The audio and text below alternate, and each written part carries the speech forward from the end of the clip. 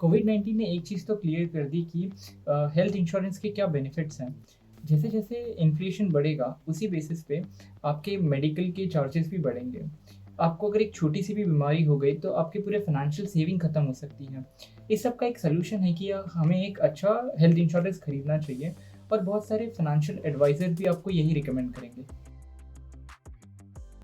Health insurance आपका hospitalise expenses cover करता है और इंश्योरेंस कंपनी उसके लिए एक प्रीमियम चार्ज करती है। इसके बहुत सारे एडवांटेज होने के बाद भी बहुत सारे लोग इग्नोर करते हैं एक हेल्थ इंश्योरेंस को। वो सोचते हैं कि जो उन्हें ऑफिस से हेल्थ इंश्योरेंस पॉलिसी मिली है, वो सारे के सारे बीमारी कवर करती है। पर आज तक वो कभी एचआर के पास जाते नहीं हैं और उनसे कभी पूछते नहीं हैं कि कौन सी बीमारी इसमें इंक्लूडेड नहीं है, कौन सी सर्जरी इसमें इंक्लूडेड नहीं है। और जैसे आज के समय बहुत सारी कंपनीज़ अपने एम्प्लॉइज़ को निकाल रही है, तो आपका जो कंपनीज़ की जो पॉलिसी है, वो आपको फ्यूचर में कवर नहीं प्रोवाइड कर पाएगी। वीडियो में हम देखेंगे कि कौन से टाइप के हेल्थ इंश्योरेंस होते हैं और आपके प्रोफाइल को कौन सा हेल्थ इंश्योरेंस सूट करेगा। आज हम 4 टाइप की हेल्थ इंश्योरेंस को कवर करेंगे। इसमें सबसे पहला है इंडिविजुअल कवर।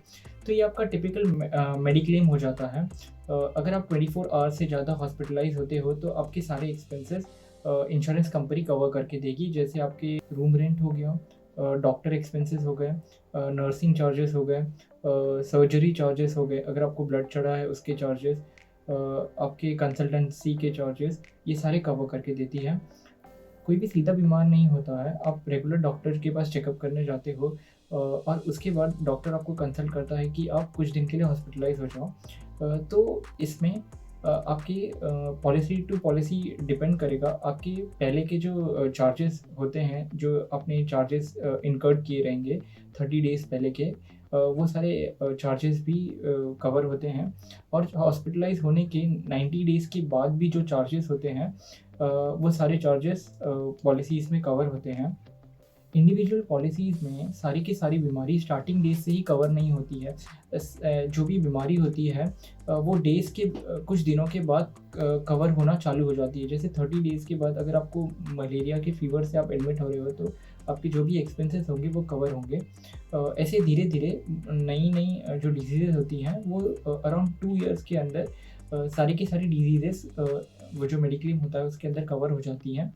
अगर आपको पहले से ही कोई एक्जिस्टिंग डिजीज़ेज़ हैं, तो आपको पहले से ही इंश्योरेंस कंपनी को बताना होता है। इस कंडीशन में जो आपका प्रीमियम अमाउंट हो जाता है, वो थोड़ा ज़्यादा हो जाएगा। मगर 3 से 4 साल के बाद आपकी वो बीमारी भी वो जो कवर है उसके अंदर इंक्लूड हो जाएगी। अगर आप पूरे साल में अगर आप हॉस्पिटलाइज़ नहीं होते हो, तो आपको नो क्लेम बोनस मिलता है। डिपेंड करता है कितना बोनस मिला है। सपोज़ आपका अगर 10 लाख का कवर है, तो अगर आपको 50% बोनस मिला है, तो आपका जो नेक्स्ट ईयर का जो कवर हो जाएगा, वो अराउंड 15 लाख का हो जाएगा। सेकंड है फैमिली फ्लोटिंग पॉलिसी। इसमें एक ही पॉलिसी के अंदर आप और आपकी पूरी फैमिली गेट प्रोटेक्टेड। इसके 2 बेनिफिट हैं।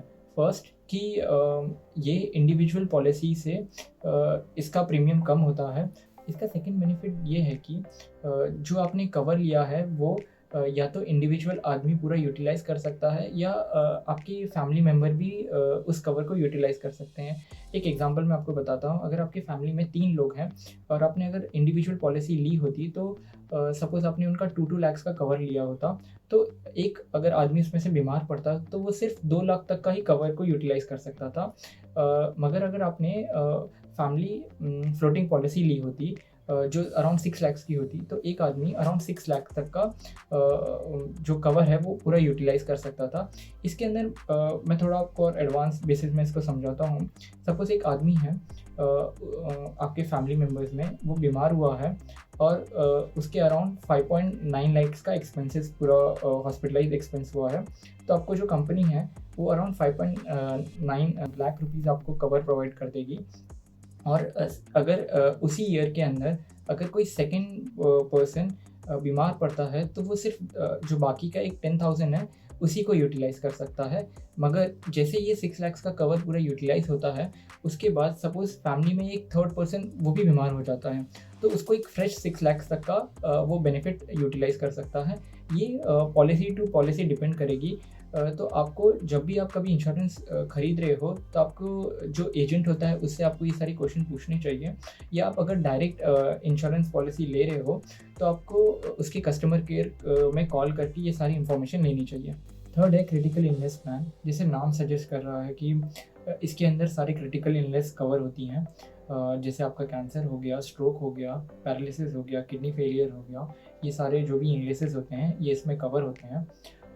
आप इसको इंडिविजुअल पॉलिसीज़ और जो फैमिली पॉलिसी है उससे सेपरेट करके नहीं लेना चाहिए।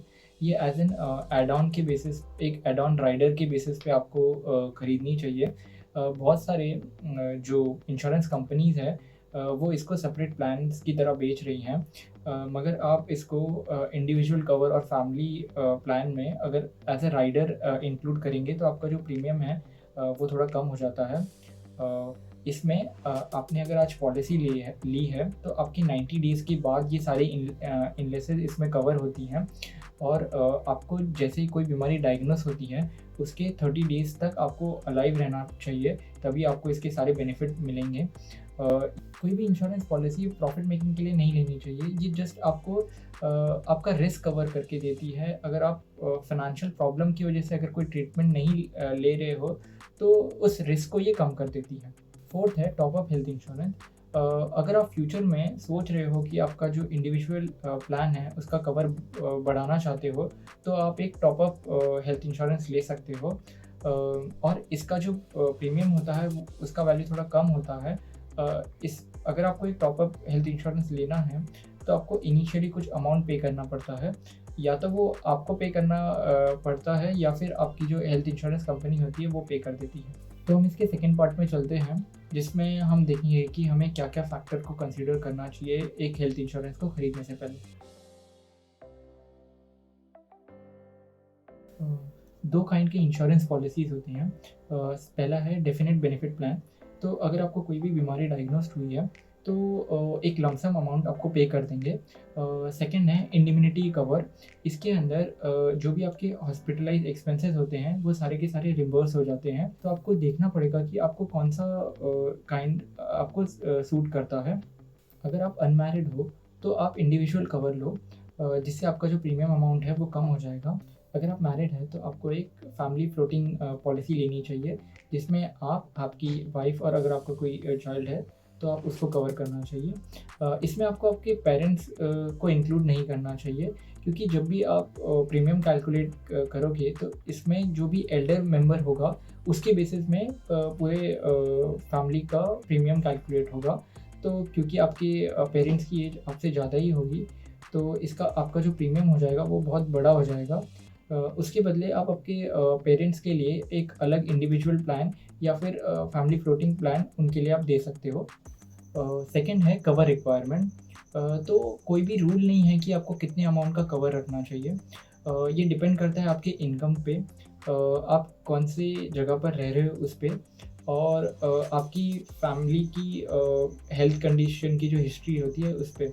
तो जब भी आप इंश्योरेंस पॉलिसी ले रहे हो, अगर आप कोई एक सिटी में रह रहे हो तो वहाँ के जो हॉस्पिटलाइज एक्सपेंसेस होंगे वो बहुत ज़्यादा होंगे एज़ कम्पेयर टू आप अगर कोई टियर 2 टियर 3 सिटीज़ में रह रहे हो।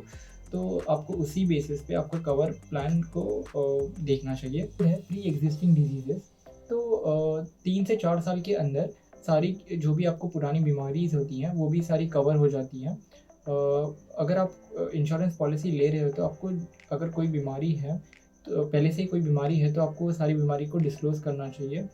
इससे आपका प्रीमियम अमाउंट तो बढ़ जाता है पर आपको क्लेम सेटलमेंट के समय कोई भी प्रॉब्लम नहीं आती है। फोर्थ है सब लिमिट। तो जो भी आपके हेड्स होते हैं, जैसे डॉक्टर चार्जेस हो जाते हैं, आपको रूम के लिए जो चार्जेस मिलते हैं, तो वो सबकी एक अपर लिमिट होती है।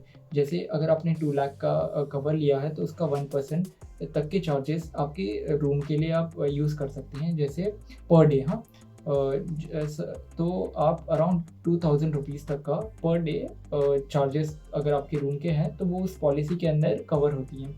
तो आपको जब भी क्लेम सेटलमेंट के लिए आप जब पेपर बनाते हो तो आपको ये सारी चीज़ें को देखना पड़ता है।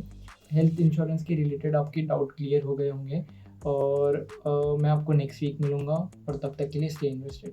बाय।